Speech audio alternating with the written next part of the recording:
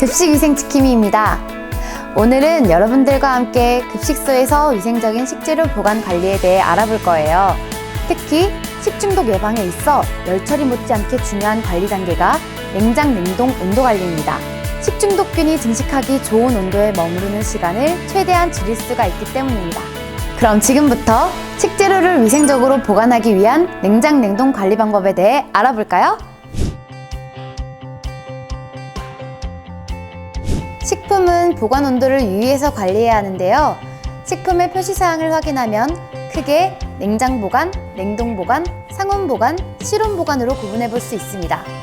실온 보관 제품은 1도에서 35도씨, 상온 제품은 15도에서 25도씨, 냉장 제품은 0도에서 10도씨, 냉동 제품은 영하 18도씨 이하, 온장 제품은 60도씨 이상에서 보관해야 합니다. 건냉소, 냉암소, 서늘한 곳은 0도에서 15도씨의 빛이 차단된 장소를 의미합니다. 급식소 환경에서 별도로 장소 마련이 어렵다면 냉장 온도에서 보관하면 조건을 충족할 수 있습니다. 냉장고는 5도씨 이하로, 냉동고는 영하 18도씨 이하로 유지될 수 있도록 주기적으로 확인 기록해야 합니다. 냉장 온도가 유지되어야 미생물의 증식과 식품 품질 변화를 방지할 수 있습니다. 온도계를 설치할 때는 온도 감지 센서를 냉장, 냉동고 내부 중 온도가 가장 높은 곳에 고정하고 온도가 표시되는 화면은 외부에 부착하여 0.1도씨 단위로 읽을 수 있도록 설정합니다. 냉장, 냉동고 고장 시에는 고장 표식을 부착하고 즉시 수리를 의뢰합니다. 냉장, 냉동고가 고장이 난 경우 보관된 냉장식품의 품온이 10도씨 이하이거나 냉동식품이 녹은 흔적이 없거나 냉동 상태가 문제가 없을 경우 다른 냉장, 냉동고로 옮겨 보관합니다. 검수가 끝난 식재료별 냉장, 냉동 보관 방법을 알아볼까요? 식재료는 라벨지에 식품명과 입고일자, 유통기한 등을 기재하여 관리하고 원활한 확인을 위해 검정색 봉투가 아닌 밀폐 용기를 사용해서 보관해야 합니다. 식재료를 냉장, 냉동고에 보관할 때는 교차 오염을 예방하기 위해 알맞은 위치에 보관해야 합니다. 식재료와 이미 조리된 음식은 서로 다른 냉장고에 보관하는 것이 바람직하지만 냉장고가 한 개일 경우에는 식재료는 냉장실의 하단에, 조리된 음식은 상단에 보관해야 합니다. 또 육류와 어패류는 냉장실 하단에, 채소와 과일은 상단에 보관하여 교차 오염을 방지합니다.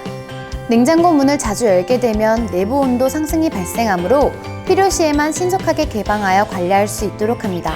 냉장고 안에서 냉기가 잘 순환될 수 있도록 식품 사이 간격을 띄우고 냉장고 용량의 70% 이내만 채워 적정 온도가 유지될 수 있도록 관리해야겠습니다. 상온 보관하는 제품의 경우도 함께 알아보겠습니다. 식품과 소모품 같은 비식품은 구분하여 보관해야 합니다.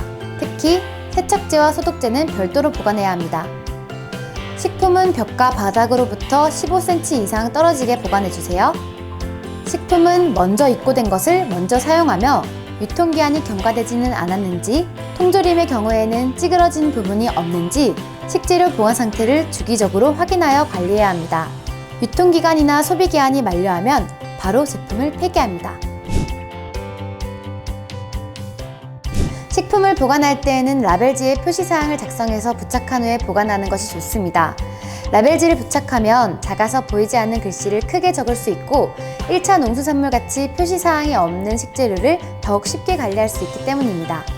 같은 종류의 식품이라도 보관 방법이 다를 수 있으니 표시사항을 꼭 확인해야 하며 특히 개봉 전과 후의 보관 방법이 다른 식품이 존재하니 라벨지에 개봉 전, 개봉 후를 표시해서 관리할 수 있도록 기입해야 합니다.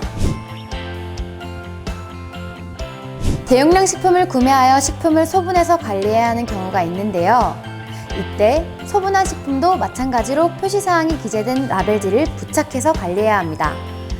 소분은 전용 용기를 사용하고 주기적으로 세척 건조시켜 관리합니다. 상온 보관하는 소금이나 설탕 같은 경우 소분하는 경우가 많은데요. 이때에도 소분 용기 안에 숟가락을 넣지 않도록 하세요. 2023년 1월 1일부터 유통기한이 소비기한으로 바뀐 것을 알고 계시죠?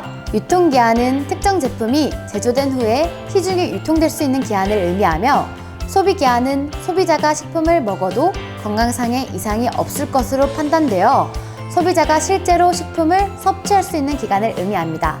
이 둘의 차이점을 유의해서 라벨지를 작성해 주세요. 지금까지 식재료를 위생적으로 보관하기 위한 올바른 식재료 보관 관리 방법에 대해서 알아보았습니다. 건강한 급식을 위해 함께 실천하도록 합시다. 감사합니다.